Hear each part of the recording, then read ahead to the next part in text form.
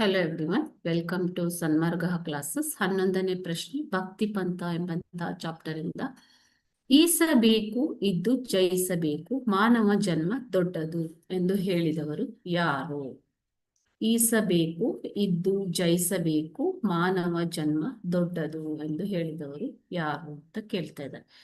So ಇದನ್ನ ಹೇಳಿದವರು ಪುರಂದರ ದಾಸರು. ನಾವು ದಾಸರೆಂದರೆ ಪುರಂದರ ದಾಸರಯ್ಯ ಅಂತ ಹೇಳ್ತೀವಿ ಅಲ್ವಾ. ಸೊ ಇವರು ಕರ್ನಾಟಕ ಸಂಗೀತದ ಪಿತಾಮಹರು ಕೂಡ ಹೌದು.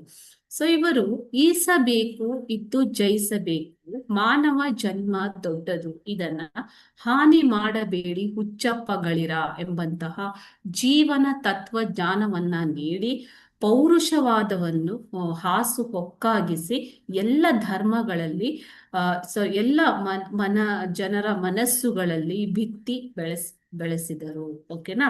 ಸೊ ಪುರಂದರ ದಾಸರ ಒಂದೊಂದು ಕೀರ್ತನೆಯೂ ಕೂಡ ಮನುಜ ಕುಲಕ್ಕೆ ಜ್ಞಾನ ದೀವಿಗೆ ಆಗಿದೆ ಮಕ್ಕಳೇ. ಅಂದ್ರೆ ಜೀವನದ ದಾರಿಯನ್ನ ತೋರಿಸುವಂತಹ ದಾರಿ ದೀಪವಾಗಿದೆ ಪುರಂದರ ದಾಸರು ರಚಿಸಿರುವಂತಹ ಒಂದೊಂದು ಕೃತಿಗಳು ಕೂಡ. ಓಕೆನಾ.